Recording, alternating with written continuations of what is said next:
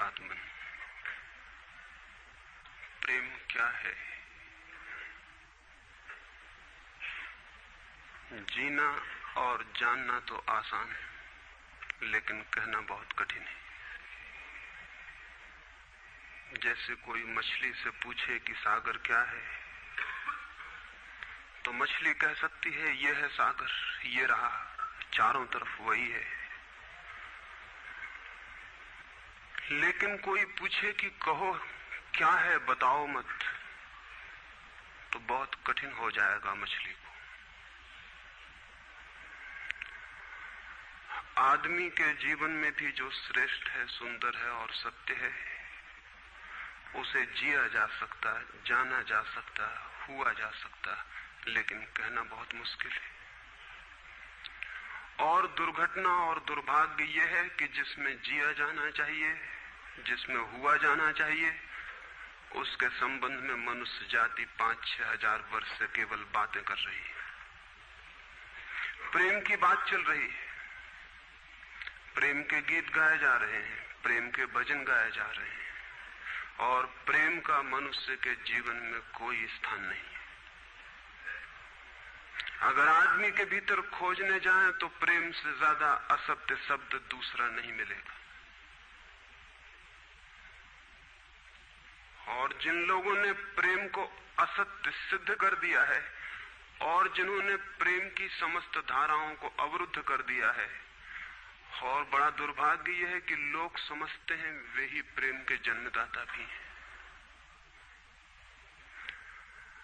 धर्म प्रेम की बातें करता है, लेकिन आज तक जिस प्रकार का धर्म मनुष्य जाति के ऊपर दुर्भाग्य की भांति छाया हुआ है, उस धर्म ने ही मनुष्य के जीवन से प्रेम के सारे द्वार बंद कर दिए।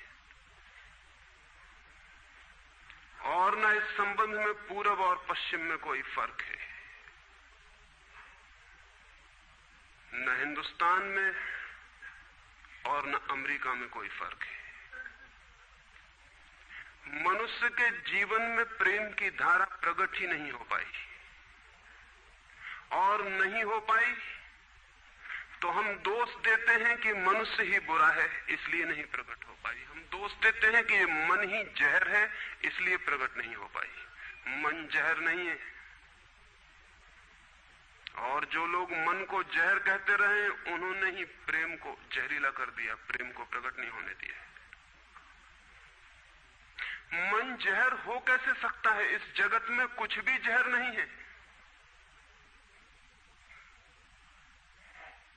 परमात्मा के सारे उपक्रम में कुछ भी विष नहीं है, सब अमृत है। लेकिन आदमी ने सारे अमृत को जहर कर लिया है, और इस जहर करने में शिक्षक, साधु संत और तथाकथित धार्मिक लोगों का सबसे ज्यादा हाथ है। इस बात को थोड़ा समझ लेना जरूरी है, क्योंकि अगर ये बात दिखाई न पड़े तो मनुष्य के जीवन में कभी भी प्रेम भविष्य में भी नहीं हो सकेगा। क्योंकि जिन कारणों से प्रेम नहीं पैदा हो सका है, उन्हीं कारणों को हम प्रेम प्रकट करने के आधार और कारण बना रहे हैं।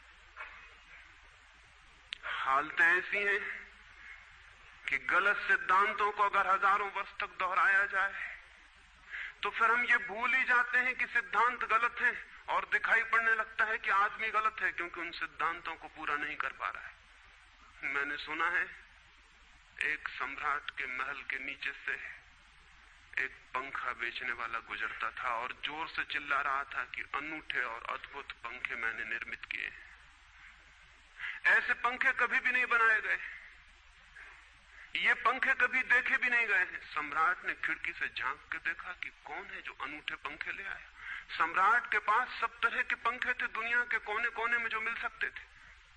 और नीचे देखा, गलियारे में खड़ा हुआ एक आदमी, साधारण 2-2 पैसे के पंखे होंगे, और चिल्ला रहा है कि अनूठे, अद्वितीय। उस आदमी को ऊपर बुलाया और पूछा कि इन पंखों में क्या खूबी है, दाम क्या है इन पंखों के?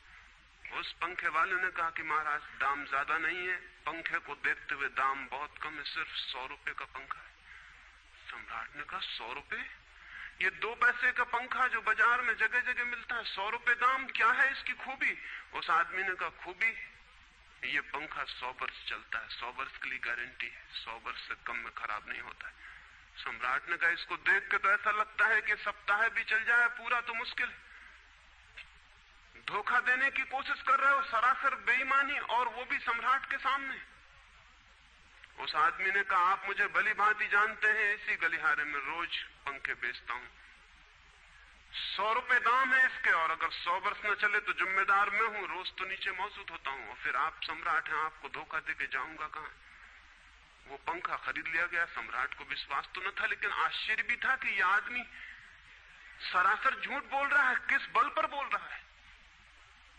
पंखा 100 रुपए में खरीद लिया गया और उससे कहा कि 7वें दिन तुम उपस्थित हो जाना। 2-4 दिन में ही पंखे की डंडी बाहर निकल गई, 7वें दिन तो वो बिल्कुल मुर्दा हो गए। लेकिन सम्राट ने सोचा कि शायद पंखे वाला आएगा नहीं, लेकिन ठीक समय पर 7वें दिन वो पंखे वाला हाजिर हो गया। उसने कहा कहो महाराज। उन्होंने कहा कहना नहीं, ये पंखा पड़ा हुआ है टूटा हुआ, ये 7 दिन में ये गति हो गई, तुम कहते 100 वर्ष चलेगा, पागल हो या धोखेबाज क्या हो।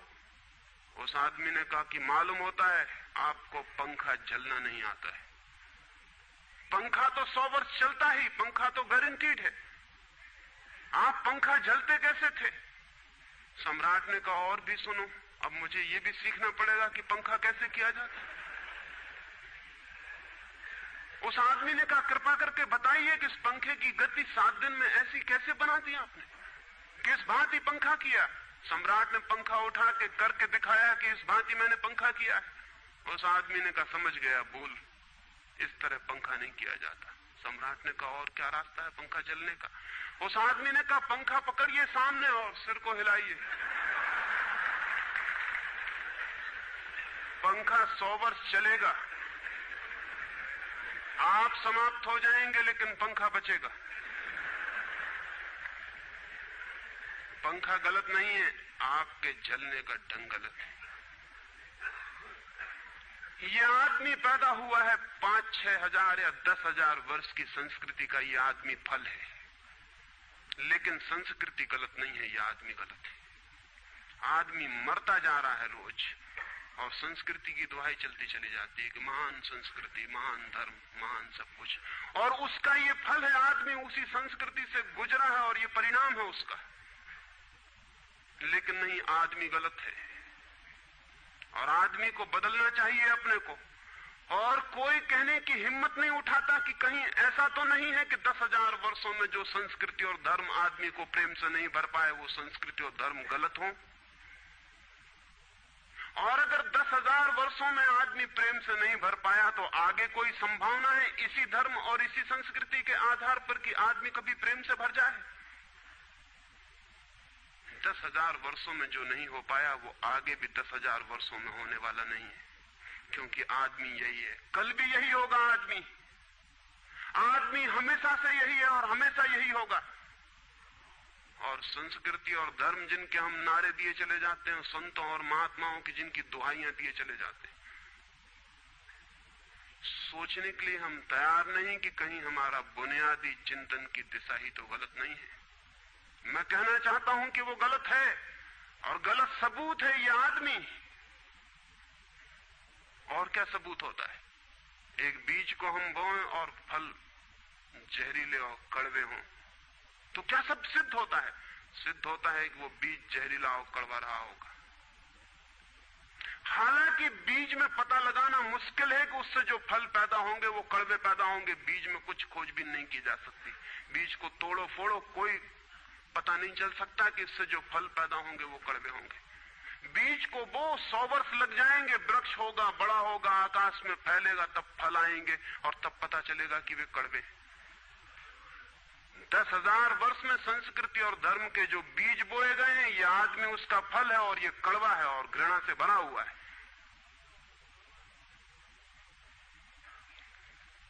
लेकिन उसी की दुहाई दिए चले जाते हैं हम और सोचते हैं उससे प्रेम हो जाएगा।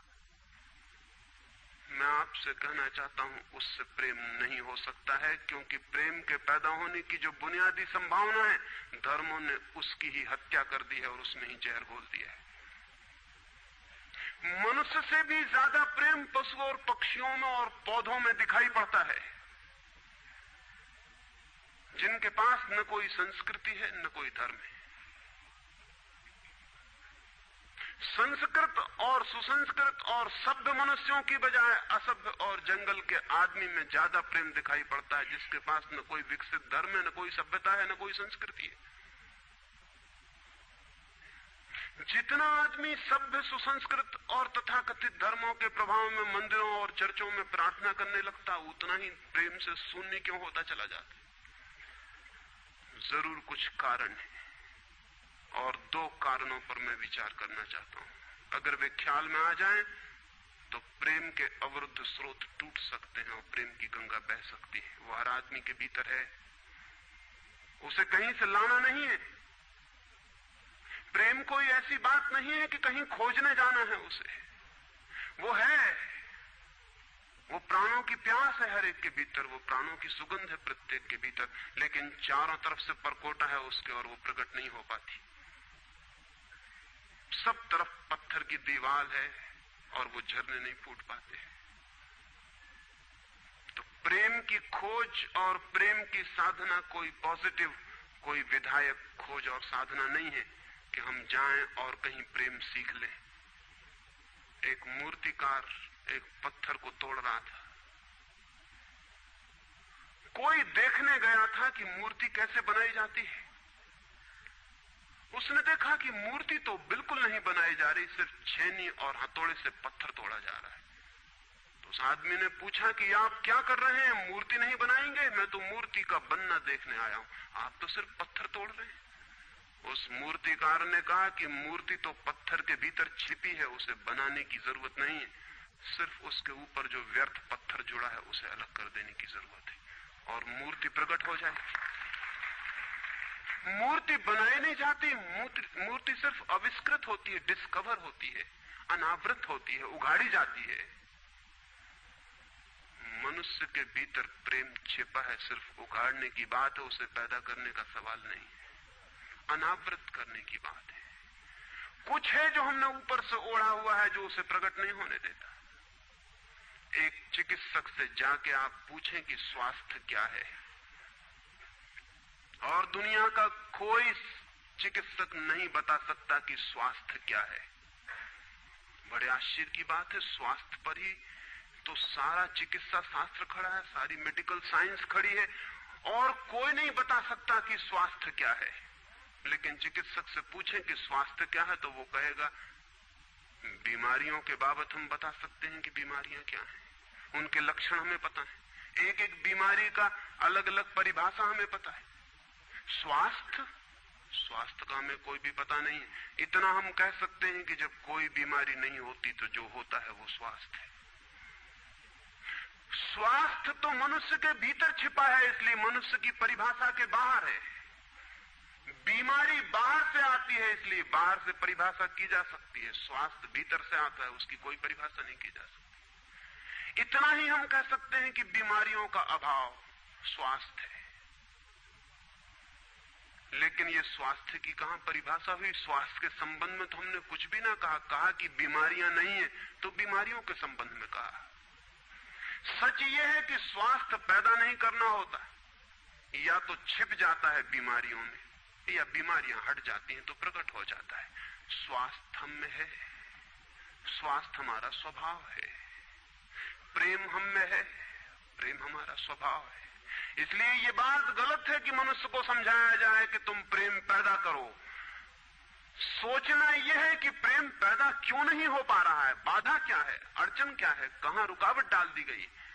अगर कोई भी रुकावट ना हो तो प्रेम प्रकट होगा ही। उसे सिखाने की और समझाने की कोई भी जरूरत नहीं है। अगर मनुष्य के ऊपर गलत संस्कृति और गलत संस्कार की धाराएं और बाधाएं न हो तो हर आदमी प्रेम को उपलब्ध होगा ही, ये अनिवार्यता है। प्रेम से कोई बच ही नहीं सकता, प्रेम स्वभाव है। गंगा बहती है हिमालय से, बहेगी गंगा, उसके प्राण है, उसके पास जल है, वो बहेगी और सागर को खोज ही लेगी। न किसी पुलिस वाले से पूछेगी, न किसी पुरोहित से पूछेगी कि सागर कहां है। देखा किसी गंगा को चौरस्ते पर खड़े होकर पूछते कि सागर कहां है? उसके प्राणों में है छिपी सागर की खोज और ऊर्जा है, तो पहाड़ तोड़ेगी, मैदान तोड़ेगी और पहुंच जाएगी सागर तक। सागर कितने ही दूर हो, कितना ही छिपा हो, खोज ही लेगी। और कोई रास्ता नहीं है, कोई गाइड बुक नहीं है कि जिससे पता लगा ले कि कहां से जाना है, लेकिन पहुंच जाती है। लेकिन बांध बांध दिए जाएं, चारों तरफ परकोटे उठा दिए जाएं, प्रकृति की बाधाओं को तोड़ के तो गंगा सागर तक पहुंच जाती है, लेकिन अगर आदमी की इंजीनियरिंग की बाधाएं खड़ी कर दी जाएं तो हो सकता है गंगा सागर तक न पहुंच पाए। ये भेद समझ लेना जरूरी है। प्रकृति की कोई भी बाधा असल में बाधा नहीं है, इसलिए गंगा सागर तक पहुंच जाती है, हिमालय को काट के पहुंच जाती है। लेकिन अगर आदमी इजाद करे, इंतजाम करे, तो गंगा को सागर तक नहीं भी पहुंचने दे सकता है। प्रकृति का तो एक सहयोग है, प्रकृति तो एक हार्मनी है। वहां जो बाधा भी दिखाई पड़ती है वो भी शायद शक्ति को जगाने के लिए चुनौती है। वहां जो विरोध भी दिखाई पड़ता है वो भी शायद भीतर प्राणों में जो छिपा है उसे प्रकट करने के लिए बुलावा है। वहां शायद कोई बाधा नहीं है। वहां हम बीज को दबाते हैं जमीन में, दिखाई पड़ता है कि जमीन की एक परत बीज के ऊपर पड़ी है, बाधा दे रही, लेकिन वो बाधा नहीं दे रही। अगर वो परत ना होगी तो बीज अंकुरित भी नहीं हो पाएगा। ऐसे दिखाई पड़ता है कि एक परत जमीन की बीज को नीचे दबा रही है, लेकिन वो परत दबा इसलिए रही है ताकि बीज दबे, गले और टूट जाए और अंकुर बन जाए।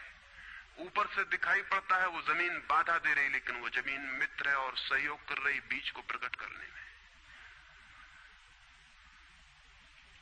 प्रकृति तो एक हार्मनी है, एक संगीतपूर्ण लयबद्धता है, लेकिन आदमी ने जो जो निसर्ग के ऊपर इंजीनियरिंग की है, जो जो उसने अपने यांत्रिक धारणाओं को ठोंकने की और बिठाने की कोशिश की है, उससे गंगाएं रुक गई हैं, जगह जगह अवरुद्ध हो गई हैं। और फिर आदमी को दोष दिया जाता है। किसी बीज को दोष देने की जरूरत नहीं है। अगर वो पौधा न बन पाए तो हम कहेंगे कि जमीन नहीं मिली होगी, ठीक, पानी नहीं मिला होगा, ठीक, सूरज की रोशनी नहीं मिली होगी, ठीक। लेकिन आदमी के जीवन में खिल न पाए फूल प्रेम का तो हम कहते हैं तुम हो जिम्मेवार। और कोई नहीं कहता कि भूमि ना मिली होगी, ठीक, पानी ना मिला होगा, ठीक, सूरज की रोशनी ना मिली होगी, ठीक। इसलिए यह आदमी का पौधा अवरुद्ध रह गया, विकसित नहीं हो पाया, फूल तक नहीं पहुंच पाया। मैं आपसे कहना चाहता हूं कि बुनियादी बाधाएं आदमी ने खड़ी की हैं। प्रेम की गंगा तो बह सकती है और परमात्मा के सागर तक पहुंच सकती है। आदमी बना उस लिए है कि वो बहे और प्रेम बहे और परमात्मा तक पहुंच जाए, लेकिन हमने कौन सी बाधाएं खड़ी कर दी? पहली बात, आज तक मनुष्य की सारी संस्कृतियों ने सेक्स का, काम का, वासना का विरोध किया है। इस विरोध ने मनुष्य के भीतर प्रेम के जन्म की संभावना तोड़ दी, नष्ट कर दी। इस निषेध ने, क्योंकि सच्चाई यह है कि प्रेम की सारी यात्रा का प्राथमिक बिंदु काम है, सेक्स है। प्रेम की यात्रा का जन्म गंगोत्री, जहां से गंगा पैदा होगी प्रेम की, वो सेक्स है, वो काम है। और उसके सब दुश्मन है, सारी संस्कृतियां और सारे धर्म और सारे गुरु और सारे महात्मा। तो गंगोत्री पर ही चोट कर दी, वहीं रोक दिया। पाप है काम, अधम है काम, जहर है काम। और हमने सोचा भी नहीं कि काम की ऊर्जा ही, सेक्स एनर्जी ही अंततः प्रेम में परिवर्तित होती और रूपांतरित होती। प्रेम का जो विकास है वो काम की शक्ति का ही ट्रांसफॉर्मेशन है, वो उसी का रूपांतरण है। एक कोयला पड़ा हो और आपको ख्याल भी नहीं आएगा कि कोयला ही रूपांतरित होकर हीरा बन जाता है। हीरे और कोयले में बुनियादी रूप से कोई भी फर्क नहीं है। हीरे में भी वही तत्व हैं जो कोयले में, और कोयला हजारों वर्ष की प्रक्रिया से गुजर के हीरा बन जाता है। लेकिन कोयले की कोई कीमत नहीं है। उसे कोई घर में रखता भी है तो ऐसी जगह जहां दिखाई न पड़े, और हीरे को लोग छातियों पर लटका के घूमते हैं कि वो दिखाई पड़े। और हीरा और कोयला एक ही है, लेकिन कोई दिखाई नहीं पड़ता कि इन दोनों के बीच अंतर संबंध है, एक यात्रा है। कोयले की शक्ति ही हीरा बनती है, और अगर आप कोयले के दुश्मन हो गए, जो कि हो जाना बिल्कुल आसान है क्योंकि कोयले में कुछ भी नहीं दिखाई पड़ता, तो हीरे के पैदा होने की संभावना भी समाप्त हो गई, क्योंकि कोयला ही हीरा बन सकता था। सेक्स की शक्ति ही, काम की शक्ति ही प्रेम बनती है, लेकिन उसके विरोध में सारे दुश्मन हैं उसके, अच्छे आदमी उसके दुश्मन हैं। और उसके विरोध ने प्रेम के अंकुर भी नहीं फूटने दिए, और जमीन से प्रथम से पहली सीढ़ी से नष्ट कर दिया भवन को। फिर वो हीरा नहीं बन पाता कोयला, क्योंकि उसके बनने के लिए जो स्वीकृति चाहिए, जो उसका विकास चाहिए, जो उसको रूपांतरित करने की प्रक्रिया चाहिए, उसका सवाल ही नहीं उठता। जिसके हम दुश्मन हो गए, जिसके हम शत्रु हो गए, जिससे हमारी द्वंद्व की स्थिति बन गई और जिससे हम निरंतर लड़ने लगे, अपनी ही शक्ति से आदमी को लड़ा दिया गया है, सेक्स की शक्ति से आदमी को लड़ा दिया गया है। और शिक्षाएं दी जाती हैं कि द्वंद्व छोड़ना चाहिए, कॉन्फ्लिक्ट छोड़नी चाहिए, लड़ना नहीं चाहिए। और सारी शिक्षाएं बुनियाद में सिखा रही हैं कि लड़ो, मन जहर है तो मन से लड़ो, जहर से तो लड़ना पड़ेगा। सेक्स पाप है तो उससे लड़ो। और ऊपर से कहा जा रहा है कि द्वंद्व छोड़ो। जिन शिक्षाओं के आधार पर मनुष्य द्वंद्व से भर रहा है, वही शिक्षाएं दूसरी तरफ कह रही हैं कि द्वंद्व छोड़ो। एक तरफ आदमी को पागल बनाओ और दूसरी तरफ पागल खाने खोलो कि उनका इलाज करना है। एक तरफ कीटाणु फैलाओ बीमारियों के, और फिर अस्पताल खोलो कि बीमारियों का इलाज यहां किया जाता है। एक बात समझ लेनी जरूरी है संबंध में, मनुष्य कभी भी काम से मुक्त नहीं हो सकेगा। काम उसके जीवन का प्राथमिक बिंदु है, उसी से जन्म होता है। परमात्मा ने काम की शक्ति को ही, सेक्स को ही सृष्टि का मूल बिंदु स्वीकार किया है। और परमात्मा जिसे पाप नहीं समझ रहा, महात्मा उसे पाप बता रहे हैं।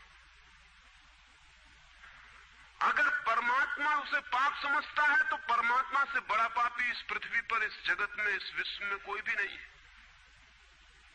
फूल खिला हुआ दिखाई पड़ रहा है।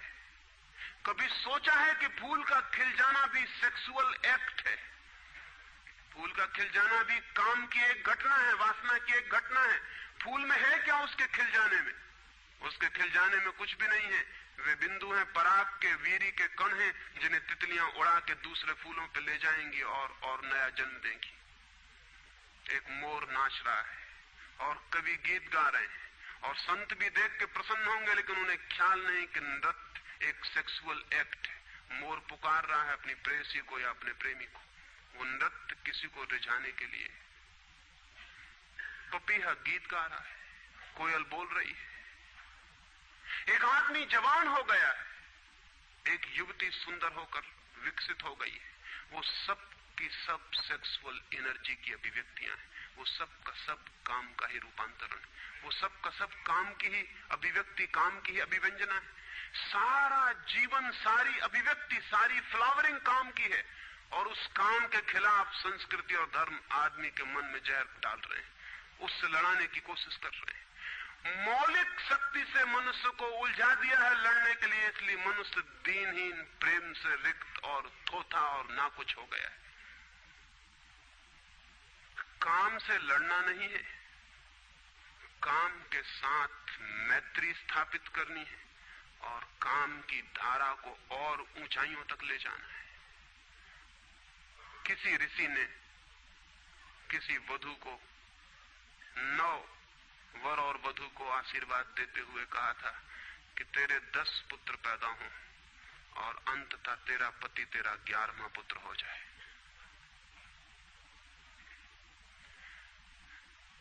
वासना रूपांतरित हो तो पत्नी मां बन सकती है, वासना रूपांतरित हो तो काम प्रेम बन सकता है, लेकिन काम ही प्रेम बनता है। काम की ऊर्जा ही प्रेम की ऊर्जा में विकसित होती है, फलित होती है। लेकिन हमने मनुष्य को भर दिया है काम के विरोध में। इसका परिणाम यह हुआ कि प्रेम तो पैदा नहीं हो सका, क्योंकि वो तो आगे का विकास था, काम की स्वीकृति से आता। प्रेम तो विकसित नहीं हुआ और काम के विरोध में खड़े होने के कारण मनुष्य का चित्त ज्यादा से ज्यादा कामुक और सेक्सुअल होता चला गया। हमारे सारे गीत, हमारी सारी कविताएं, हमारे चित्र, हमारी पेंटिंग्स, हमारे मंदिर, हमारी मूर्तियां सब घूम फिर के सेक्स के आसपास केंद्रित हो गई। हमारा मन ही सेक्स के आसपास केंद्रित हो गया। इस जगत में कोई भी पशु मनुष्य की भांति सेक्सुअल नहीं है। मनुष्य 24 घंटे सेक्सुअल हो गया। उठते बैठते सोते जागते सेक्स ही सब कुछ हो गया। उसके प्राण में एक घाव हो गया, विरोध के कारण, दुश्मनी के कारण, शत्रुता के कारण। जो जीवन का मूल था उससे मुक्त तो हुआ नहीं जा सकता था, लेकिन उससे लड़ने की चेष्टा में सारा जीवन रुग्ण जरूर हो सकता था, वो रुग्ण हो गया है। और ये जो मनुष्य जाति इतनी ज्यादा कामुक दिखाई पड़ रही है, इसके पीछे तथाकथित धर्मों और संस्कृति का बुनियादी हाथ है। इसके पीछे बुरे लोगों का नहीं, सज्जनों और संतों का हाथ है। और जब तक मनुष्य जाति सज्जनों और संतों के इस अनाचार से मुक्त नहीं होती, तब तक प्रेम के विकास की कोई संभावना नहीं। मुझे एक घटना याद आती है। एक फकीर अपने घर से निकला था, किसी मित्र के पास मिलने जा रहा है। निकला है कि घोड़े पर उसका चढ़ा हुआ एक बचपन का दोस्त घर आके सामने खड़ा हो गया। उसने कहा कि दोस्त तुम घर पे रुको, वर्षों से प्रतीक्षा करता था कि तुम आओगे तो बैठेंगे और बात करेंगे, और दुर्भाग्य कि मुझे किसी मित्र से मिलने जाना है, मैं वचन दे चुका हूं तो मैं वहां जाऊंगा, घंटे भर में जल्दी से जल्दी लौट आऊंगा, तब तक तुम विश्राम करो। उसके मित्र ने कहा कि मुझे तो चैन नहीं है, अच्छा होगा कि मैं तुम्हारे साथ ही चला चलूं। लेकिन उसने कहा कि मेरे कपड़े सब गंदे हो गए धूल से रास्ते की, अगर तुम्हारे पास कुछ अच्छा कपड़ा हो तो मुझे दे दो, तो मैं डाल लूं और साथ हो जाऊं। निश्चित था उस फकीर के पास किसी सम्राट ने उसे एक बहुमूल्य कोट, एक पगड़ी और धोती भेंट की थी। उसने संभाल कर रखी थी, कभी जरूरत पड़ेगी तो पहनूंगा। वो जरूरत नहीं आई थी, निकाल के ले आया। खुशी में मित्र ने जब पहन ली तब उसे थोड़ी ईर्ष्या पैदा हुई। मित्र ने पहन के तो मित्र सम्राट मालूम होने लगा। बहुमूल्य कोट था, पगड़ी थी, धोती थी, शानदार जूते थे, और उसके सामने वो फकीर बिल्कुल ही नौकर चाकर दीनहीन दिखाई पड़ने लगा। उसने सोचा है तो बड़ा मुश्किल हुआ, है तो बड़ा गलत हुआ। जिनके घर में ले जाऊंगा ध्यान इस पर जाएगा, मुझ पर किसी का भी ध्यान जाएगा नहीं। अपने ही कपड़े, और आज अपने ही कपड़ों के कारण मैं दीनहीन हो जाऊंगा। लेकिन बार बार मन को समझाया कि मैं फकीर हूं, आत्मा परमात्मा की बात करने वाला, क्या रखा है कोट में पगड़ी में, छोड़ो, पहने रहने तो कितना फर्क पड़ता है। लेकिन जितना समझाने की कोशिश की कि कोट पगड़ी में क्या रखा है, कोट पगड़ी ही उसके मन में घूमने लगी। मित्र दूसरी बात करने लगा, लेकिन वो भीतर तो ऊपर तो कुछ और दूसरी बातें कर रहा है, लेकिन वहां उसका मन नहीं है, भीतर उसे बस कोट और पगड़ी। रास्ते पर जो भी आदमी देखता है उसको कोई भी नहीं देखता, मित्र की तरफ सबकी आंखें जाती हैं। वो बड़ा मुश्किल में पड़ गया कि तो आज अपनी भूल कर ली, अपने हाथ से भूल कर ली। जिनके घर जाना था वहां पहुंचा, जाके परिचय दिया कि मेरे मित्र हैं जमाल, बचपन के दोस्त हैं, बहुत प्यारे आदमी हैं। और फिर अचानक अनजाने मुंह से निकल गया कि रह गए कपड़े सो कपड़े मेरे। क्योंकि मित्र भी जिनके घर गए थे वो भी उसके कपड़ों को देख रहे थे, और भीतर उसके चल रहा था कोट पगड़ी, मेरी कोट पगड़ी, और उन्हीं की वजह से मैं परेशान हो रहा हूं। निकल गया मुंह से कि रह गए कपड़े, कपड़े मेरे। मित्र भी हैरान हुआ, घर के लोग भी हैरान हुए कि क्या पागलपन की बात है। ख्याल उसको भी आया बोल जाने के बाद, तब पछताया कि तो भूल हो गई। पछताया तो और दबाया अपने मन को, बाहर निकल के क्षमा मांगने लगा कि क्षमा कर दो, बड़ी गलती हो गई। मित्र ने कहा मैं तो हैरान हुआ कि तुमसे निकल कैसे गया। उसने कहा कि कुछ नहीं, सिर्फ जबान की चूक हो गई। हालांकि जबान की चूक कभी भी नहीं होती है, भीतर कुछ चलता होता है तो कभी कभी बेमौके जबान से निकल जाता है, चूक कभी नहीं होती। माफ कर दो, भूल हो गई। कैसे ये ख्याल आ गया कुछ समझ में नहीं आता, हालांकि पूरी तरह समझ में आ रहा था कि ख्याल कैसे आया है। दूसरे मित्र के घर गए। अब वो तय करता रहा रास्ते में कि अब चाहे कुछ भी हो जाए, ये नहीं कहना है कि कपड़े मेरे हैं, पक्का कर लेना है अपने मन को। घर के द्वार पर उसने जाके बिल्कुल दृढ़ संकल्प कर लिया कि ये बात नहीं उठानी कि कपड़े मेरे। लेकिन उस पागल को पता नहीं कि जितना वो दृढ़ संकल्प कर रहा है इस बात का, वो दृढ़ संकल्प बता रहा है इस बात को कि उतने ही जोर से उसके भीतर ये भावना घर कर रही कि कपड़े मेरे। आखिर दृढ़ संकल्प किया क्यों जाता है? एक आदमी कहता है कि मैं ब्रह्मचर्य का दृढ़ व्रत लेता हूं, उसका मतलब है उसके भीतर कामुकता दृढ़ता से धक्के मार रही, नहीं तो और कारण क्या है? एक आदमी कहता है कि मैं कसम खाता हूं कि आज से कम खाना खाऊंगा, उसका मतलब यह है कि कसम खानी पड़ रही, ज्यादा खाने का मन है उसका। और तब अनिवार्य रूप में द्वंद्व पैदा होता है। जिससे हम लड़ना चाहते हैं वही हमारी कमजोरी है, और तब द्वंद्व पैदा हो जाना स्वाभाविक है। वो लड़ता हुआ दरवाजे के भीतर गया, संभल संभल के बोला कि मेरे मित्र हैं, लेकिन जब वो बोल रहा है तब उसको कोई नहीं देख रहा, उसके मित्र कोई उस घर के लोग देख रहे हैं। तब फिर उसे ख्याल आया कि मेरा कोट, मेरी पगड़ी। उसने कहा कि दृढ़ता से कसम खाई है, इसकी बात नहीं उठानी। मेरा क्या है कपड़ा लत्ता, कपड़े लत्ते किसी के होते हैं, ये तो सब संसार है, ये तो सब माया है। लेकिन ये सब समझा रहा है, लेकिन असलियत तो बाहर से भीतर, भीतर से बाहर हो रही। समझाया कि मेरे मित्र हैं, बचपन के दोस्त हैं, बहुत प्यारे आदमी हैं, रह गए कपड़े, कपड़े उन्हीं के हैं, मेरे नहीं है। पर घर के लोगों को ख्याल आया कि कपड़े उन्हीं के हैं, मेरे नहीं है। आज तक ऐसा परिचय कभी देखा नहीं गया था। बाहर निकल के क्षमा मांगने लगा कि बड़ी भूल हुई जा रही, मैं क्या करूं क्या ना करूं, ये क्या हो गया है मुझे। आज तक मेरी जिंदगी में कपड़ों ने इस तरह से मुझे नहीं पकड़ा था, किसी को नहीं पकड़ा। लेकिन अगर तरकीब उपयोग में करें तो कपड़े पकड़ ले सकते हैं। मित्र ने कहा मैं जाता नहीं तुम्हारे साथ, पर वो हाथ जोड़ने लगा कि नहीं ऐसा मत करो, जीवन भर के लिए दुख रह जाएगा कि मैंने क्या दुर्व्यवहार किया। अब मैं कसम खा के कहता हूं कि कपड़ों की बात ही नहीं उठानी। मैं बिल्कुल भगवान की कसम खाता हूं कि कपड़ों की बात नहीं उठानी। और कसम खाने वालों से हमेशा सावधान रहना जरूरी है, क्योंकि जो भी कसम खाता है उसके भीतर उस कसम से भी मजबूत कोई बैठा है जिसके खिलाफ वो कसम खा रहा है। और वो जो भीतर बैठा है वो ज्यादा भीतर है, कसम ऊपर है और बाहर है। कसम चेतन मन से खाई गई है, और जो भीतर बैठा है वो अचेतन की परतों तक समाया हुआ है। अगर मन के 10 हिस्से कर दें तो कसम एक हिस्से ने खाई है, 9 हिस्से उल्टा भीतर खड़ा हुआ है। ब्रह्मचर्य की कसम एक हिस्सा खा रहा है मन का, और 9 हिस्सा परमात्मा की दुहाई दे रहा है। वो जो परमात्मा ने बनाया वो उसके लिए कहा चला जा रहा है, कहे चला जा रहा है। गए तीसरे मित्र के घर। अब उसने बिल्कुल ही अपनी सांसों तक पे संयम कर रखा है। संयमी आदमी बड़े खतरनाक होते हैं, क्योंकि उनके भीतर ज्वालामुखी उबल रहा है और ऊपर से वो संयम साधे हुए हैं। और इस बात को स्मरण रखना कि जिस चीज को साधना पड़ता है, साधने में इतना श्रम लग जाता है कि साधना पूरे वक्त हो नहीं सकती, फिर शिथिल होना पड़ेगा, विश्राम करना पड़ेगा। अगर मैं जोर से मुट्ठी बांध लूं तो कितनी देर बांधे रख सकता हूं? 24 घंटे। जितने जोर से बांधूंगा उतने ही जल्दी थक जाऊंगा और मुट्ठी खुल जाएगी। जिस चीज में भी श्रम करना पड़ता है, जितना ज्यादा श्रम करना पड़ता है उतने जल्दी थकान आ जाती, शक्ति खत्म हो जाती और उल्टा होना शुरू हो जाता। मुट्ठी बांधी जितने जोर से उतने ही जल्दी मुट्ठी खुल जाएगी।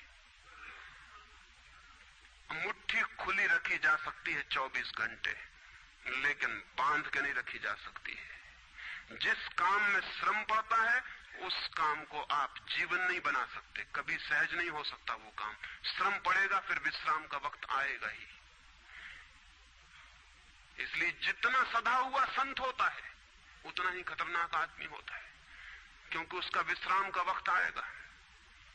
24 घंटे में घंटे भर को उसे शिथिल होना पड़ेगा, उसी बीच दुनिया भर के पाप उसके भीतर खड़े हो जाएंगे, नरक सामने आ जाएगा। तो उसने बिल्कुल ही अपने को सांस रोक लिया और कहा कि अब कसम खाता हूं कि इन कपड़ों की बात ही नहीं उठानी। लेकिन आप सोच लें उसकी हालत, अगर आप थोड़े बहुत भी धार्मिक आदमी होंगे तो आपको अपने अनुभव से भी पता चल सकता है कि उसकी क्या हालत हुई होगी। अगर आपने कसम खाई हो, व्रत लिए हो, संकल्प साधे हो, तो आपको भली भांति पता होगा कि भीतर क्या हालत हो जाती है। भीतर गया, उसके माथे से पसीना चू रहा है, इतना श्रम पड़ रहा है। मित्र डरा हुआ है उसके पसीने को देखकर कि वो उसकी सब नसें खिंची हुई हैं। वो बोल रहा है एक एक शब्द कि मेरे मित्र हैं, बड़े पुराने दोस्त हैं, बहुत अच्छे आदमी हैं। और एक क्षण को वो रुका, जैसे भीतर से कोई जोर का धक्का आया हो और सब बह गया, बाढ़ आ गई और सब बह गया। और उसने कह कि रह गए कपड़े की बात, तो मैंने कसम खा ली है कि कपड़े की बात ही नहीं करनी।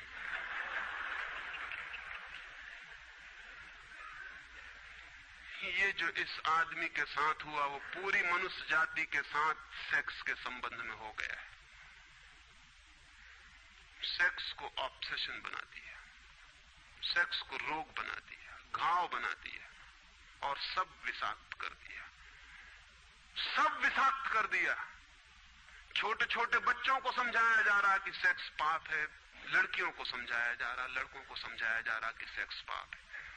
फिर ये लड़की जवान होगी, ये लड़का जवान होगा, इनकी शादियां होंगी और सेक्स की दुनिया शुरू होगी और इन दोनों के भीतर ये भाव है कि ये पाप है।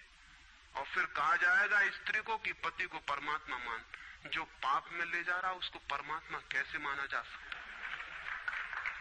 ये कैसे संभव है कि जो पाप में घसीट रहा है वो परमात्मा हो? और उस लड़के को कहा जाएगा, उस युवक को कहा जाएगा कि तेरी पत्नी है, तेरी साथनी है, तेरी संगी है। लेकिन जो नरक में ले जा रही, शास्त्रों में लिखा कि स्त्री नरक का द्वार है।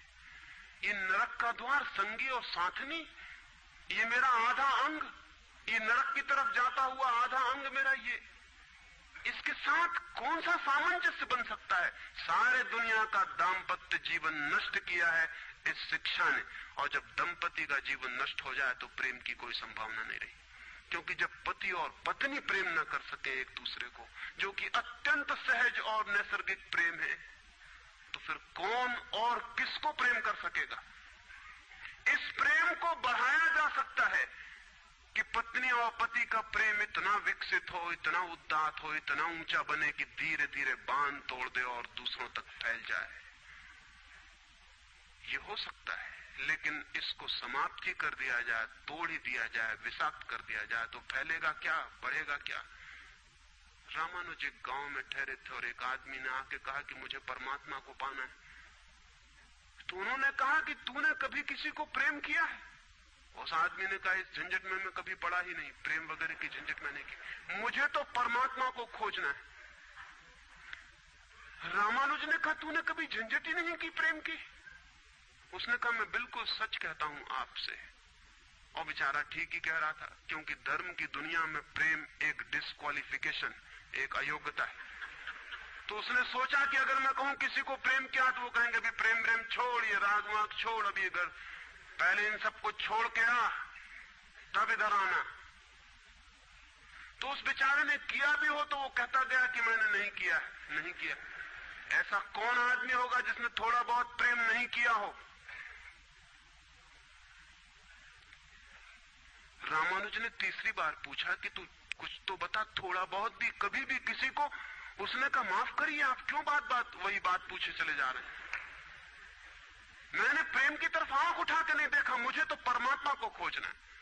तो रामानुज ने कहा मुझे क्षमा कर, तू कहीं और खोज, क्योंकि मेरा अनुभव यह है कि अगर तूने किसी को प्रेम किया हो तो उस प्रेम को फिर इतना बड़ा जरूर किया जा सकता है कि वो परमात्मा तक पहुंच जाए। लेकिन अगर तूने प्रेम ही नहीं किया तो तेरे पास कुछ है ही नहीं जिसको बड़ा किया जा सके। बीज ही नहीं है तेरे पास जो वृक्ष बन सके। तो तू जा कहीं और पूछ। और जब पति और पत्नी में प्रेम न हो, जिस पत्नी ने अपने पति को प्रेम न किया हो और जिस पति ने अपनी पत्नी को प्रेम न किया हो, वे बेटों को, बच्चों को प्रेम कर सकते हैं तो आप गलती में हैं। पत्नी उसी मात्रा में बेटे को प्रेम करेगी जिस मात्रा में उसने अपने पति को प्रेम किया है, क्योंकि ये बेटा पति का ही फल है, उसका ही प्रतिफलन है, उसका ही रिफ्लेक्शन है। ये इस बेटे के प्रति जो प्रेम होने वाला है वो उतना ही होगा जितना उसने पति को चाहा और प्रेम किया हो। ये पति की ही मूर्ति है जो फिर नई होकर वापस लौट आई है। अगर पति के प्रति प्रेम नहीं है तो बेटे के प्रति प्रेम सच्चा कभी भी नहीं हो सकता। और अगर बेटे को प्रेम नहीं किया गया, पालना पोसना और बड़ा कर देना प्रेम नहीं है, तो बेटा मां को कैसे प्रेम कर सकता है, बाप को कैसे प्रेम कर सकता है? वो जो यूनिट है जीवन का परिवार, वो विषाक्त हो गया है सेक्स को दूषित कहने से, कंडेम करने से, निंदित करने से, और परिवार ही फैलकर पूरा जगत है, पूरा विश्व है। और फिर हम कहते हैं कि प्रेम बिल्कुल दिखाई नहीं पड़ता। प्रेम कैसे दिखाई पड़ेगा? हालांकि हर आदमी कहता है कि मैं प्रेम करता हूं, मां कहती है, पत्नी कहती है, बाप कहता है, भाई कहता है, बहन कहती है, मित्र कहते हैं कि हम प्रेम करते हैं। सारी दुनिया में हर आदमी कहता है कि हम प्रेम करते हैं, और दुनिया में इकट्ठा देखो तो प्रेम कहीं दिखाई ही नहीं पड़ता। इतने लोग अगर प्रेम करते हैं तो दुनिया में तो प्रेम की वर्षा हो जानी चाहिए थी, प्रेम के फूल ही फूल खिल जाने चाहिए थे, प्रेम के दिए ही दिए जल जाते, घर घर प्रेम का दिया होता तो दुनिया में इकट्ठी इतनी रोशनी होती प्रेम की। लेकिन वहां तो घृणा की रोशनी दिखाई पड़ती है, क्रोध की रोशनी दिखाई पड़ती है, युद्धों की रोशनी दिखाई पड़ती है, प्रेम का तो कोई पता नहीं चलता। झूठी है ये बात, और ये झूठ जब तक हम मानते चले जाएंगे तब तक सत्य की दिशा में खोज भी नहीं हो सकती। कोई किसी को प्रेम नहीं कर रहा है, और जब तक काम के निसर्ग को परिपूर्ण आत्मा से स्वीकृति नहीं मिलती तब तक कोई किसी को प्रेम कर भी नहीं सकता है। मैं आपसे कहना चाहता हूं कि काम दिव्य है, डिवाइन है। सेक्स की शक्ति परमात्मा की शक्ति है, ईश्वर की शक्ति है। इसीलिए तो उससे ऊर्जा पैदा होती है और नया जीवन विकसित होता है। वही तो सबसे रहस्यपूर्ण शक्ति है, वही तो सबसे ज्यादा मिस्टीरियस फोर्स है। उससे दुश्मनी छोड़ दें। अगर आप चाहते हैं कि कभी आपके जीवन में प्रेम की वर्षा हो जाए, उससे दुश्मनी छोड़ दें, उसे आनंद से स्वीकार करें, उसकी पवित्रता को स्वीकार करें, उसकी धन्यता को स्वीकार करें, और खोजें उसमें और गहरे, तो आप हैरान हो जाएंगे। जितनी पवित्रता से काम की स्वीकृति होगी उतना ही काम पवित्र होता चला जाता है, और जितनी अपवित्रता और पाप की दृष्टि से काम से विरोध होगा, काम उतना ही पापपूर्ण और कुरूप होता चला जाता है। जब कोई अपनी पत्नी के पास ऐसे जाए जैसे कोई मंदिर के पास जाता है, जब कोई पत्नी अपने पति के पास ऐसे जाए जैसे सच में कोई परमात्मा के पास जाता है, क्योंकि जब दो प्रेमी काम से निकट आते हैं, जब वे संभोग से गुजरते हैं, तब सच में ही वे परमात्मा के मंदिर के निकट से गुजर रहे हैं। वहीं परमात्मा काम कर रहा है उनकी उस निकटता में, वहीं परमात्मा की सृजन शक्ति काम कर रही है। और मेरी अपनी दृष्टि यह है कि मनुष्य को समाधि का, ध्यान का जो पहला अनुभव मिला हो कभी भी मनुष्य के इतिहास में, तो वो संभोग के क्षण में मिला है और कभी नहीं। संभोग के क्षण में ही पहली बार ये स्मरण आया है आदमी को कि इतने आनंद की वर्षा हो सकती है। और जिन्होंने सोचा, जिन्होंने मेडिटेट किया, जिन लोगों ने काम के संबंध पर और मैथुन पर चिंतन किया और ध्यान किया, उन्हें यह दिखाई पड़ा कि काम के क्षण में, मैथुन के क्षण में, संभोग के क्षण में मन विचारों से शून्य हो जाता है। एक क्षण को मन के सारे विचार रुक जाते हैं, और वो विचारों का रुक जाना और वो मन का ठहर जाना ही आनंद की वर्षा का कारण होता है। तब उन्हें सीक्रेट मिल गया, राज मिल गया कि अगर मन को विचारों से मुक्त किया जा सके किसी और विधि से भी, तो भी इतना ही आनंद मिल सकता है। और तब समाधि और योग की सारी व्यवस्थाएं विकसित हुई, जिनमें ध्यान और सामायिक और मेडिटेशन और प्रेयर, इनकी सारी व्यवस्थाएं विकसित हुई। इन सब के मूल में संभोग का अनुभव है। और फिर मनुष्य को अनुभव हुआ कि बिना संभोग में जाए भी चित्त शून्य हो सकता है, और जो रस की अनुभूति संभोग में हुई थी वो बिना संभोग के भी बरस सकती है। फिर संभोग क्षणिक हो सकता है, क्योंकि शक्ति और ऊर्जा का वो निकास और बहाव है, लेकिन ध्यान सतत हो सकता है। तो मैं आपसे कहना चाहता हूं कि एक युगल संभोग के क्षण में जिस आनंद को अनुभव करता है, एक योगी 24 घंटे उस आनंद को अनुभव करने लगता है। लेकिन इन दोनों आनंदों में बुनियादी विरोध नहीं है, और इसलिए जिन्होंने कहा कि विषयानंद और ब्रह्मानंद भाई भाई हैं, उन्होंने जरूर सत्य कहा है। वे सहोदर हैं, एक ही उदर से पैदा हुए हैं, एक ही अनुभव से विकसित हुए, उन्होंने निश्चित ही सत्य कहा है। तो पहला सूत्र आपसे कहना चाहता हूं, अगर चाहते हैं कि पता चले कि प्रेम तत्व क्या है, तो पहला सूत्र है काम की पवित्रता, दिव्यता, उसकी ईश्वरीय अनुभूति की स्वीकृति, उसको परम हृदय से, पूर्ण हृदय से अंगीकार। और आप हैरान हो जाएंगे, जितने परिपूर्ण हृदय से काम की स्वीकृति होगी, उतने ही आप काम से मुक्त होते चले जाएंगे। जितना अस्वीकार होता है, उतने ही हम बंधते हैं, जैसा वो फकीर कपड़ों से बंध गया। जितना स्वीकार होता है, उतने हम मुक्त होते हैं। अगर परिपूर्ण स्वीकार है, टोटल एक्सेप्टेबिलिटी है जीवन का जो निसर्ग है उसकी, तो आप पाएंगे कि वो परिपूर्ण स्वीकृति को मैं आस्तिकता कहता हूं। वही आस्तिकता व्यक्ति को मुक्त करती है। नास्तिक में उनको कहता हूं जो जीवन के निसर्ग का अस्वीकार करते हैं, निषेध करते हैं। ये बुरा है, ये पाप है, ये विष है, ये छोड़ो, ये छोड़ो, ये छोड़ो। जो छोड़ने की बातें कर रहे हैं वे ही नास्तिक हैं। जीवन जैसा है उसे स्वीकार करो और जियो उसकी परिपूर्णता में। वही परिपूर्णता रोज रोज सीढ़ियां सीढ़ियां ऊपर उठाती जाती, वही स्वीकृति मनुष्य को ऊपर ले जाती। और एक दिन उसके दर्शन होते हैं जिसका काम में पता भी नहीं चलता था। काम अगर कोयला था तो एक दिन हीरा भी प्रकट होता है प्रेम का। तो पहला सूत्र यह है। दूसरा सूत्र आपसे कहना चाहता हूं, और वो दूसरा सूत्र भी संस्कृति ने और आज तक की सभ्यता ने और धर्मों ने हमारे भीतर मजबूत किया है।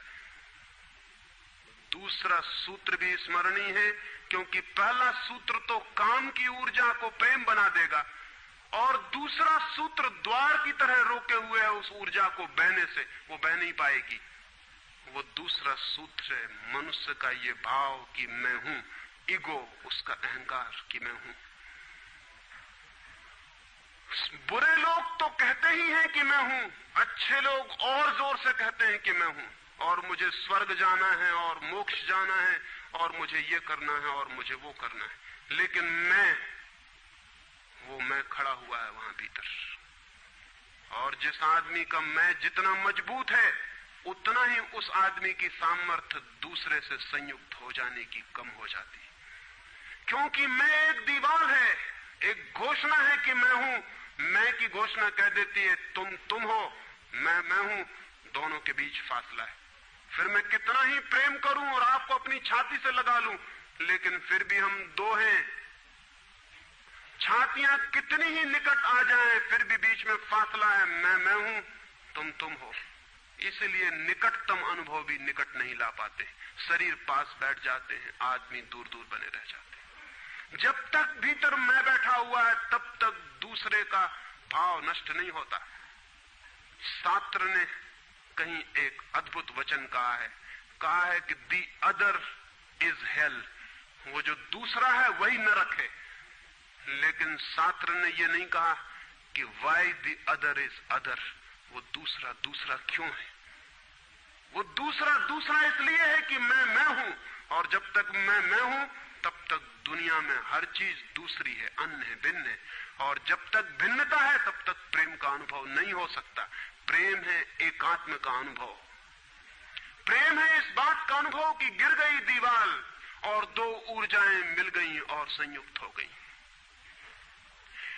प्रेम है इस बात का अनुभव कि एक व्यक्ति और दूसरे व्यक्ति की सारी दीवारें गिर गईं और प्राण संयुक्त हुए, मिले और एक हो गए। जब यही अनुभव एक व्यक्ति और समस्त के बीच फलित होता है तो उस अनुभव को मैं कहता हूं परमात्मा, और जब दो व्यक्तियों के बीच फलित होता है तो उसे मैं कहता हूं प्रेम। अगर मेरे और किसी दूसरे व्यक्ति के बीच ये अनुभव फलित हो जाए कि हमारी दीवारें गिर जाएं, हम किसी भीतर के तल पर एक हो जाएं, एक संगीत, एक धारा, एक प्राण, तो ये अनुभव है प्रेम। और अगर ऐसा ही अनुभव मेरे और समस्त के बीच घटित हो जाए कि मैं विलीन हो जाऊं और सब और मैं एक हो जाऊं, तो ये अनुभव है परमात्मा। इसलिए मैं कहता हूं प्रेम है सीढ़ी और परमात्मा है उस यात्रा की अंतिम मंजिल। ये कैसे संभव है कि दूसरा मिट जाए? जब तक मैं न मिटूं तब तक दूसरा कैसे मिट सकता है? वो दूसरा पैदा किया है मेरे मैं की प्रतिध्वनि ने। जितने जोर से मैं चिल्लाता हूं कि मैं, उतने ही जोर से वो दूसरा पैदा हो जाता है। वो दूसरी प्रतिध्वनि है, उस तरफ इको हो रही मेरे मैं की। और ये अहंकार, ये ईगो द्वार पर दीवार बन के खड़ी है। और मैं है क्या? कभी सोचा आपने कि ये मैं है क्या? आपका हाथ है मैं, आपका पैर है, आपका मस्तिष्क है, आपका हृदय है, क्या है आपका मैं? अगर आप एक क्षण भी शांत होकर भीतर खोजने जाएंगे कि कहां है मैं, कौन सी चीज है मैं, तो आप एकदम हैरान रह जाएंगे। भीतर कोई मैं खोजे से मिलने को नहीं। जितना गहरा खोजेंगे उतना ही पाएंगे भीतर एक सन्नाटा और शून्य है। वहां कोई आई नहीं, वहां कोई मैं नहीं, वहां कोई ईगो नहीं। एक भिक्षु नागसेन को एक सम्राट मिलिंद ने निमंत्रण दिया था कि तुम आओ दरबार में। तो जो राजदूत गया था निमंत्रण देने, उसने नागसेन को कहा कि भिक्षु नागसेन, आपको बुलाया है सम्राट मिलिंद ने, मैं निमंत्रण देने आया हूं। तो नागसेन कहने लगा मैं चलूंगा जरूर, लेकिन एक बात विनय कर दूं, पहले ही कह दूं कि भिक्षु नागसेन जैसा कोई है नहीं। ये केवल एक नाम है, काम चलाऊ नाम है। आप कहते हैं तो मैं चलूंगा जरूर, लेकिन ऐसा कोई आदमी कहीं है नहीं। राजदूत ने जाके सम्राट को कह दिया कि बड़ा अजीब आदमी है वो कहने लगा कि मैं चलूंगा जरूर, लेकिन ध्यान रहे कि भिक्षु नागसेन जैसा कहीं कोई है नहीं, ये केवल एक काम चलाऊ नाम है। सम्राट ने कहा अजीब सी बात है, जब वो कहता है मैं चलूंगा, आएगा वो आया भी रथ पर बैठकर।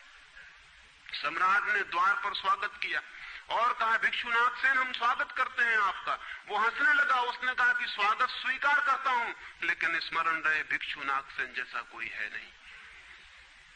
सम्राट कहने लगा बड़ी पहेली की बातें करते हैं आप। अगर आप नहीं हैं तो कौन है?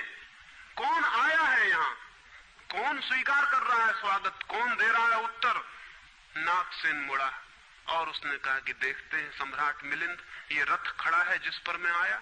सम्राट ने कहा ये रथ है। तो भिक्षु नागसेन पूछने लगा घोड़ों को निकाल के अलग कर लिया जाए। घोड़े अलग कर लिए गए और उसने पूछा सम्राट से ये घोड़े रथ हैं? सम्राट ने कहा घोड़े कैसे रथ हो सकते हैं? घोड़े अलग कर दिए गए। सामने के डंडे जिनसे घोड़े बंधे थे खिंचवा लिए गए। उसने पूछा कि ये रथ हैं? सिर्फ दो डंडे कैसे रथ हो सकते हैं? डंडे अलग कर दिए गए। चाक निकलवा लिए और कहा ये रथ है। सम्राट ने कहा ये चाक है, ये रथ नहीं है। और एक एक अंग रथ का निकलता चला गया और एक एक अंग पर सम्राट को कहना पड़ा कि नहीं ये रथ नहीं है। फिर आखिर पीछे शून्य बच गया, वहां कुछ भी न बचा। भिक्षु नागसेन पूछने लगा रथ कहां है अब? रथ कहां है अब? और जितनी चीजें मैंने निकाली तुमने कहा ये भी रथ नहीं, ये भी रथ नहीं, ये भी रथ नहीं, अब रथ कहां है? तो सम्राट चौंक के खड़ा रह गया। रथ पीछे बचा भी नहीं था और जो चीजें निकल गई थी उनमें कोई रथ था भी नहीं। तो वो भिक्षु कहने लगा समझे आप, रथ एक जोड़ था, रथ कुछ चीजों का संग्रह मात्र था। रथ का अपना होना नहीं है कोई, ईगो नहीं है कोई। रथ एक जोड़ है। आप खोजे कहां है आपका मैं, और आप पाएंगे कि अनंत शक्तियों के एक जोड़ है, मैं कहीं भी नहीं है। और एक एक अंग आप सोचते चले जाएं तो एक एक अंग समाप्त होता चला जाता है। फिर पीछे शून्य रह जाता है। उसी शून्य से प्रेम का जन्म होता है, क्योंकि वो शून्य आप नहीं है, वो शून्य परमात्मा है। एक गांव में एक आदमी ने मछलियों की एक दुकान खोली थी, बड़ी दुकान थी। उस गांव में पहली दुकान थी, तो उसने एक बहुत खूबसूरत तख्ती बनवाई और उस पर लिखाया फ्रेश फिश सोल्ड हियर, यहां ताजी मछलियां बेची जाती। पहले दिन दुकान खुली और एक आदमी आया और कहने लगा फ्रेश फिश सोल्ड हियर, ताजी मछलियां, कहीं बासी मछलियां भी बेची जाती हैं? ताजी लिखने की क्या जरूरत? दुकानदार ने सोचा कि बात तो ठीक है, इससे और व्यर्थ बासे का भी ख्याल पैदा होता है। उसने फ्रेश अलग कर दिया, ताजा अलग कर दिया। तख्ती रह गई फिश सोल्ड हियर, मछलियां बेची जाती हैं, मछलियां यहां बेची जाती। दूसरे दिन एक बूढ़ी औरत आई और उसने कहा कि मछलियां यहां बेची जाती हैं, सोल्ड हियर, कहीं और कहीं भी बेचते हो? उस आदमी ने कहा ये हियर बिल्कुल फिजूल है। उसने तख्ती पर एक शब्द और अलग कर दिया, रह गया फिश सोल्ड। तीसरे दिन एक आदमी आया, वो कहने लगा फिश सोल्ड, मछलियां बेची जाती हैं, मुफ्त भी देते हो क्या? आदमी ने कहा ये सोल्ड भी बेकार। उस सोल्ड को भी अलग कर दिया। अब रह गई वहां तख्ती फिश। एक बुढ़ा आया और कहने लगा फिश, अंधे को भी मील भर दूर से बांस मिल जाती है, ये तख्ती काहे के लिए लटकाई हुई है यहां? फिश भी चली गई, खाली तख्ती रह गई वहां। और एक आदमी आया और उसने कहा ये तख्ती किस लिए लगाई है, इससे दुकान पे आड़ पड़ती। वो तख्ती भी चली गई, वहां कुछ भी नहीं रह गया।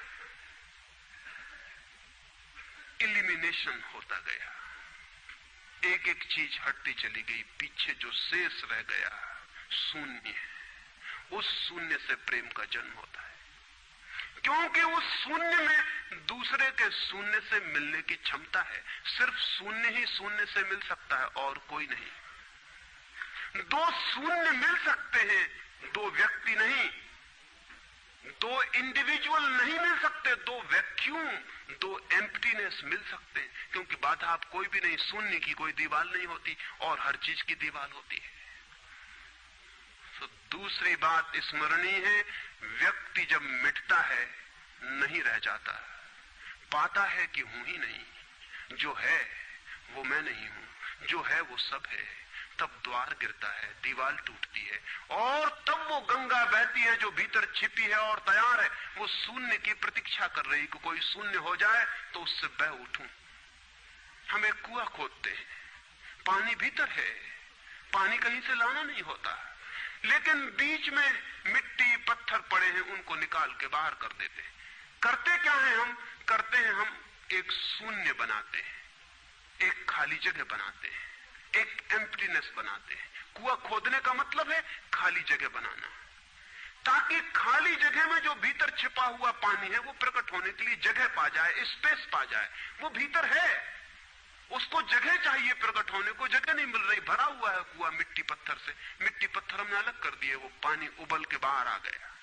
आदमी के भीतर प्रेम भरा हुआ है, स्पेस चाहिए, जगह चाहिए जहां वो प्रकट हो जाए। और हम भरे हुए हैं अपने मैं से। हर आदमी चिल्लाए चला जा रहा है मैं, और स्मरण रखें जब तक आपकी आत्मा चिल्लाती है मैं, तब तक आप मिट्टी पत्थर से भरे हुए कुएं हैं। आपके कुएं में प्रेम के झरने नहीं फूटेंगे, नहीं फूट सकते। मैंने सुना है एक बहुत पुराना वृक्ष था, आकाश में सम्राट की तरह उसके हाथ फैले हुए थे। उस पर फूल आते थे तो दूर दूर से पक्षी सुगंध लेने आते हैं, उस पर फल लगते थे तो तितलियां उड़ती। उसकी छाया, उसके फैले हाथ, हवाओं में उसका वो खड़ा रूप आकाश में बड़ा सुंदर था। एक छोटा बच्चा उसकी छाया में रोज खेलने आता था। उस बड़े वृक्ष को उस छोटे बच्चे से प्रेम हो गया। बड़ों को छोटों से प्रेम हो सकता है अगर बड़ों को पता ना हो कि हम बड़े हैं। वृक्ष को कोई पता नहीं था कि मैं बड़ा हूं। ये पता सिर्फ आदमी को होता है, इसलिए उसका प्रेम हो गया। अहंकार हमेशा अपने से बड़ों को प्रेम करने की कोशिश करता है। अहंकार हमेशा अपने से बड़ों से संबंध जोड़ता है। प्रेम के लिए कोई बड़ा छोटा नहीं, जो आ जाए उसी से संबंध जुड़ जाता है। वो एक छोटा सा बच्चा खेलता आता था उस वृक्ष के पास, उस वृक्ष का उससे प्रेम हो गया, लेकिन वृक्ष की शाखाएं ऊपर थी, बच्चा छोटा था, तो वृक्ष अपनी शाखाएं उसके लिए नीचे झुका था ताकि वो फल तोड़ सके, फूल तोड़ सके। प्रेम हमेशा झुकने को राजी है, अहंकार कभी भी झुकने को राजी नहीं। अहंकार के पास जाएंगे तो अहंकार के हाथ और ऊपर उठ जाएंगे ताकि आप उन्हें छू ना सके, क्योंकि जिसे छू लिया जाए वो छोटा आदमी है, जिसे न छुआ जा सके, दूर सिंहासन पर दिल्ली में हो, वो आदमी बड़ा आदमी है। वो वृक्ष के शाखाएं नीचे झुकाती जब वो बच्चा खेलता हुआ आता, और जब बच्चा उसके फूल तोड़ लेता तो वृक्ष बहुत खुश होता, उसके प्राण आनंद से भर जाते। प्रेम जब भी कुछ दे पाता है तब खुश हो जाता है, अहंकार जब भी कुछ ले पाता है तभी खुश होता है। फिर वो बच्चा बड़ा होने लगा, वो कभी उसकी छाया में सोता, कभी उसके फल खाता, कभी उसके फूलों का ताज बना के पहनता और जंगल का सम्राट हो जाता है। प्रेम के फूल जिसके पास भी बरसते हैं वही सम्राट हो जाता है, और जहां भी अहंकार गिरता है वहीं सब अंधकार हो जाता है, आदमी दीन और दरिद्र हो जाता है। वो लड़का फूलों का ताज पहनता और नाचता, और वृक्ष बहुत खुश होता, उसके प्राण आनंद से भर जाते, हवाएं सनसनाती और वो गीत गाता है। फिर लड़का और बड़ा हुआ, वो वृक्ष के ऊपर भी चढ़ने लगा, उसकी शाखाओं से झूलने भी लगा, वो उसकी शाखाओं पर विश्राम भी करता, और वृक्ष बहुत आनंदित होता। प्रेम आनंदित होता है जब प्रेम किसी के लिए छाया बन जाता है, अहंकार आनंदित होता है जब किसी की छाया छीन लेता है। लेकिन लड़का बड़ा होता चला गया, दिन बढ़ते चले गए। जब लड़का बड़ा हो गया तो उसे और दूसरे काम भी दुनिया में आ गए, महत्वाकांक्षाएं आ गई, उसे परीक्षाएं पास करनी थी, उसे मित्रों को जीतना था। वो फिर कभी कभी आता, कभी नहीं भी आता, लेकिन वृक्ष उसकी प्रतीक्षा करता कि वो आए, वो आए। उसके सारे प्राण पुकारते कि आओ आओ। प्रेम निरंतर प्रतीक्षा करता है कि आओ आओ। प्रेम एक प्रतीक्षा है, एक अवेटिंग है, लेकिन वो कभी आता कभी नहीं आता, तो वृक्ष उदास हो जाता है। प्रेम की एक ही उदासी है, जब वो बांट नहीं पाता तो उदास हो जाता है, जब वो दे नहीं पाता तो उदास हो जाता है। और प्रेम की एक ही धन्यता है कि जब वो बांट देता है, लुटा देता है, तो आनंदित हो जाता है। फिर लड़का और बड़ा होता चला गया, और वृक्ष के पास आने के दिन कम होते चले गए। जो आदमी जितना बड़ा होता चला जाता है, महत्वाकांक्षा के जगत में प्रेम के निकट आने की सुविधा उतनी ही कम होती चली जाती है। उस लड़के की एम्बिशन, महत्वाकांक्षा बढ़ रही थी, कहां वृक्ष, कहां जाना। फिर एक दिन वहां से निकलता था तो वृक्ष ने उसे कहा, सुनो। हवाओं में उसकी आवाज गूंजी कि सुनो, तुम आते नहीं, मैं प्रतीक्षा करता हूं, मैं तुम्हारे लिए प्रतीक्षा, राह करता हूं, राह देखता हूं, बाट जोता हूं। उस लड़के ने कहा, क्या है तुम्हारे पास जो मैं आऊं? मुझे रुपए चाहिए। हमेशा अहंकार पूछता है कि क्या है तुम्हारे पास जो मैं आऊं। अहंकार मांगता है कि कुछ हो तो मैं आऊं, ना कुछ हो तो आने की कोई जरूरत नहीं। अहंकार एक प्रयोजन है, एक पर्पस है। प्रयोजन पूरा होता हो तो मैं आऊं, अगर कोई प्रयोजन ना हो तो आने की जरूरत क्या है। और प्रेम निष्प्रयोजन है, प्रेम का कोई प्रयोजन नहीं। प्रेम अपने में ही अपना प्रयोजन है, वो बिल्कुल पर्पसलेस है। वृक्ष तो चौंक गया, उसने कहा कि तुम तभी आओगे जब मैं कुछ तुम्हें दे सकूं। मैं तुम्हें सब दे सकता हूं, क्योंकि प्रेम कुछ भी रोकना नहीं चाहता। जो रोक ले वो प्रेम नहीं है। अहंकार रोकता है, प्रेम तो बेशर्त दे देता। लेकिन रुपए मेरे पास नहीं है। ये रुपए तो सिर्फ आदमी की इजाद है, वृक्षों ने ये बीमारी नहीं पाली है। उस वृक्ष ने कहा, इसलिए तो हम इतने आनंदित होते हैं, इतने फूल खिलते हैं, इतने फल लगते हैं, इतनी बड़ी छाया होती है, हम इतना नाचते हैं आकाश में, हम इतने गीत गाते हैं, पक्षी हम पर आते हैं और संगीत का कलरव करते हैं, क्योंकि हमारे पास रुपए नहीं है। जिस दिन हमारे पास भी रुपए हो जाएंगे, हम भी आदमी जैसे दीनहीन मंदिरों में बैठ के सुनेंगे कि शांति कैसे पाई जाए, प्रेम कैसा पाया जाए। नहीं, हमारे पास रुपए नहीं है। तो उसने कहा फिर मैं क्या हूं तुम्हारे पास? जहां रुपए हैं मुझे वहां जाना पड़ेगा, मुझे रुपयों की जरूरत है। अहंकार रुपया मांगता है क्योंकि रुपया शक्ति है, अहंकार शक्ति मांगता है। उस वृक्ष ने बहुत सोचा, फिर उसे ख्याल आया तो तुम एक काम करो, मेरे सारे फलों को तोड़ के ले जाओ और बेच दो तो शायद रुपए मिल जाएं। और उस लड़के को भी ख्याल आया, वो चढ़ा और उसने सारे फल तोड़ डाले, कच्चे भी गिरा डाले, शाखाएं भी टूटी, पत्ते भी टूटे, लेकिन वृक्ष बहुत खुश हुआ, बहुत आनंदित हुआ।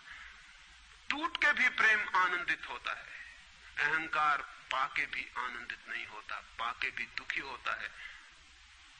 और वो लड़के ने तो धन्यवाद भी नहीं दिया पीछे लौटकर, लेकिन उस वृक्ष को पता भी नहीं चला, उसे तो धन्यवाद मिल गया इसी में कि उसने उसके प्रेम को स्वीकार किया और उसके फलों को ले गया और बाजार में बेचा।